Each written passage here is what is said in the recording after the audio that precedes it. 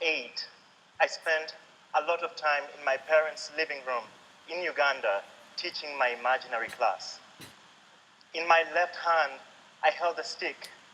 In my right, I clutched a piece of chalk. I yelled at the kids when they were not paying attention. I walked around checking in on their work, and yes, I spanked them hard when they made mistakes. The good news is that I was the only human being in the living room. The bad news is that my mother had to replace her sofa set. I was merely imitating what I'd absorbed from my teachers. I'd learned from them that in order to be a successful student, I had to avoid mistakes. I'd also learned to avoid my inner life. When we buried my mother, an aunt of mine said, "If I hear you thinking of her, it will be you and me," a phrase in our language that meant I would be in trouble. "Just focus on your books," she said. And so I did. When I passed the Ugandan national exams with flying colors, the adults around me celebrated my test scores, but what they could not see was my own inner turmoil. I was succeeding by denying my own need for support.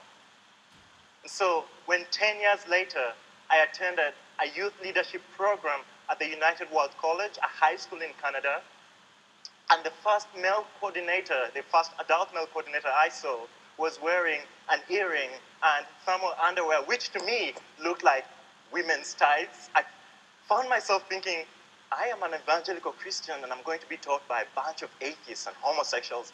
What have I thrown myself into? This was the first time that the program confounded my expectations, but it certainly wasn't the last. I thought we were going to sit in auditoriums watching PowerPoint presentations on how to be a great leader. Instead, we found ourselves in the middle of a forest discussing the war on indigenous ways of life and the war against their ways of life. My mistakes were welcome in this environment, and they were even celebrated because I could learn from them.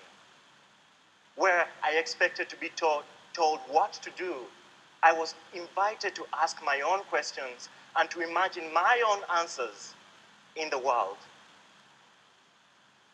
But I certainly will never forget the day when I finally recognized what that truly meant. We were standing in a meadow, and David, the coordinator with the earring, had tied two ends of a heavy rope together, formed a circle with it on the ground, and asked all 65 male members of our community to stand around it, pick it up, and pull outward hard to make the tautest circle we could. He then said, if you've never been authentically supported by other men in your life, step into the circle. 7 guys stepped in. I felt the butterflies in my stomach, but I held myself back. I didn't know whether I could share something personal in a learning environment, let alone risk being laughed at by a group of other males for expressing myself. He made the invitation again.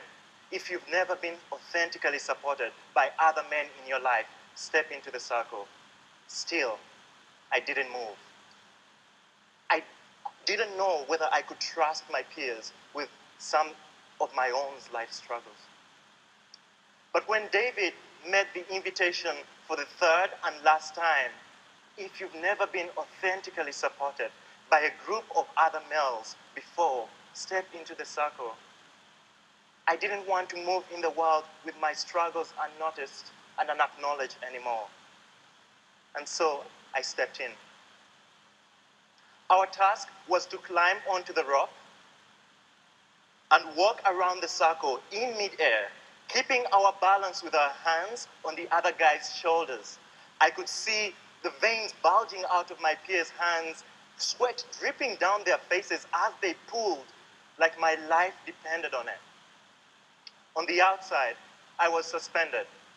On the inside, I was suspended.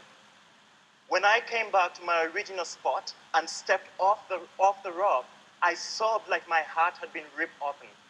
I had realized that for the first time in my life, my own inner life was encouraged and welcomed in a learning environment. That I could mourn my mother without shame. That these people who did not share my own beliefs of right and wrong were not doomed for hell. That I didn't have to buy the messages I'd internalized about what it means to be a man in my own culture, messages at the root of violence towards self and the other. While I stood there and wept, David came up to me, hugged me, and whispered, "I got you, brother." By the end of the program, it felt like somebody had given my life back to me. I found myself thinking, why has it taken 17 years of my life to feel alive about an educational experience? I returned to school believing for the first time that I could think something up and make it happen, not just for myself, but for my community too. What was different? I had recognized that I didn't have to hide my ideas, my thoughts, my uncertainties, my voice from the world in just to be a successful student. Since then, I have worked with Partners for Youth Empowerment to design education programs for 14 to 18-year-olds in Uganda. Participant after participant says something of the version, I discovered a whole new side to myself I didn't know existed. What these testimonials are screaming is that young people need an education system in their lives that supports adults to partner with them, not to quash their potential, but to ignite the spark of their curiosity. I come from a country where 80% of the population is under the age of 35. These youth are growing up in a system that has made incredible strides to get young people into schools, and rightly so. But this same system, employers in Uganda say, fails to instill in youth the so-called soft skills of creativity, collaboration across lines of difference, of idealism. I was 17 when I realized that these skills were crucial for my success, not just in school, but also in life.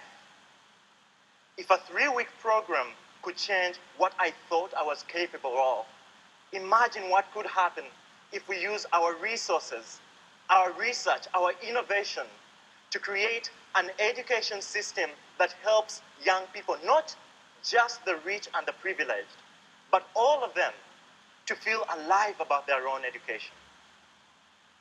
Today, young people are standing suspended on a rock, and they are counting on us to hold it taut because their lives depend on it. If we can get each young person on this planet access to a transformative education, we will leave this world a much better place for those who will be here long after we are gone. A deep bow to all the young people in this room and around the world, and the adults who are partnering with them to make a difference the best ways they know how. Thank you.